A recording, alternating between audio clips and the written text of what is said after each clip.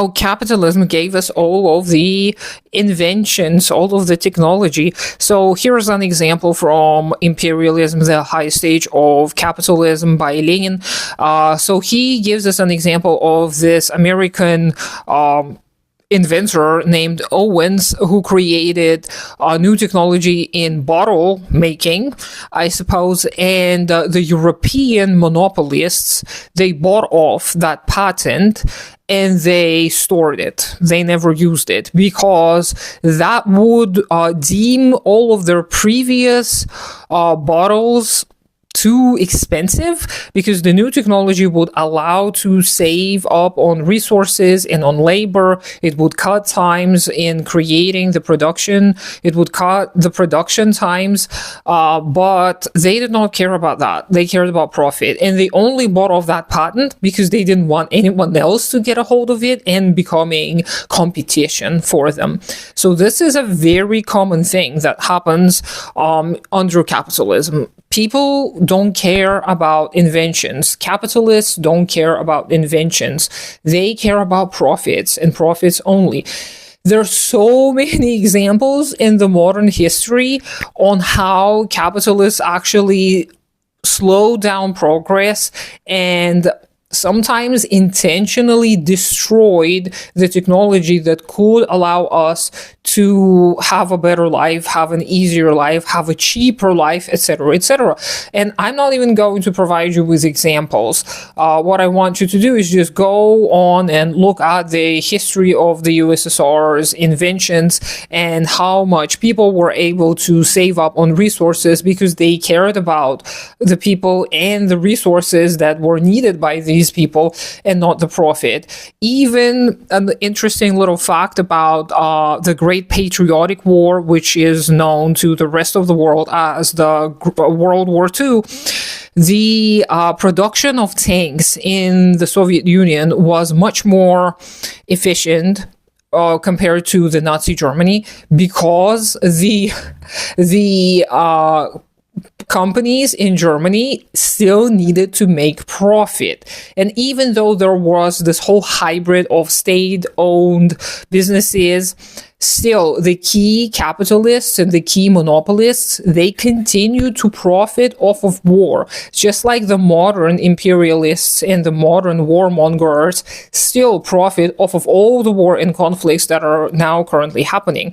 So during those times in Nazi Germany, the tank production was somewhat slowed down by the profit incentive.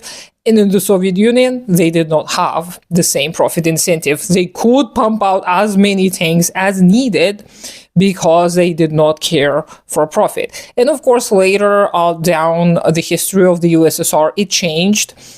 During wartime, of course, every single effort was thrown at the war effort, meaning that people would work overtime. They would try to do anything in their power to help and aid the Soviet military. And later in the history of the USSR, it changed. The profit kind of remained, but it was not the same. And in this book that I mentioned to you before, the Ostrovityanov's political economy book, which, by the way, when I was looking for it in English, I only found like the first part, the kind of the history part, and the second part that was dedicated entirely to the Soviet operations was not there. So if you happen to locate the entire book in English, please let me know, because it's a very useful read. It's not perfect, right? Like there's still some bits and pieces of propaganda here and there. It's not a completely accurate account because it was made by people who were struggling with propaganda from the West. They were struggling with their own counter-revolutionary forces within the country. They had some interpersonal conflicts as well, and it was not an easy time for everyone to just be friends and surround themselves by rainbows and butterflies. So of course it's not a perfect account, even though a lot of the CIA reports, they kind of provide evidence to show that many of the bits and pieces from this book are actually true.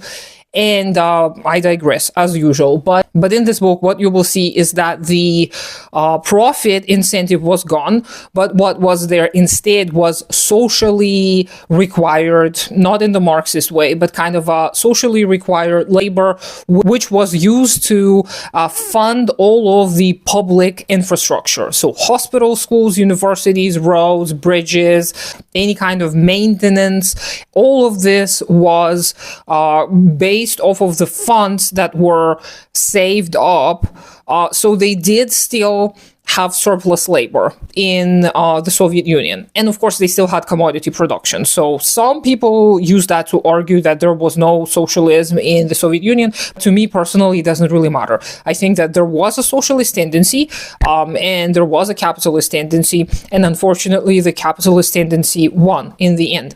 But the socialist tendency was there. And then so was there a difference in production and its goals. So the goals of the Soviet production was to provide for the people not only something that they've earned with their labor, but also to compensate them for their surplus labor by providing them with all of these public amenities. So people, instead of thinking themselves of how they're going to create their own infrastructure, hospitals, schools, etc., they rested assured that the surplus labor that they put in at their factory or any other job would not go to waste, that the government is going to take that surplus value and allocate it according to the needs of the very diverse and multifaceted population of the USSR. And there are many, many reports that you can see on the allocation of funds. And you will notice an interesting thing, that most of the resources were allocated to the republics. Most of the resources were not accumulating in Russia. That is not to say that many places in Russia were more developed. That is just to say that because of a lot of the underdevelopment that already existed in a lot of the republics, the one that I'm in currently included, they provided for those countries. They provided more rather than to their own people in their own republic. And as far as I remember, our country, only 1 year out of many that we were a part of the Soviet Union, only once, I think, for 1 year, we were self-sufficient. All of the rest of the years, we received aid from the RSFSR, which was the Russian Soviet. Our Soviets were doing okay, even though we did provide a lot of wheat, we did provide a lot of stuff, but we don't have a huge population, and much of our territory is very hard to use. Even still, not a lot has been done to a lot of our steppes and desert-like lands. So this is another interesting and peculiar thing to see. So let me know what you think. Let me know if you're interested in talking more about the political economy of the USSR, or if you're more interested in talking about imperialism, the highest stage of capitalism. I hope you have a great day today. Consider supporting me on Patreon. Do take care of yourself and your community first. Subscribe to me on all the social medias. There is a new podcast episode that I posted yesterday, which you can check out. But otherwise, I'm gonna talk to you sometime later.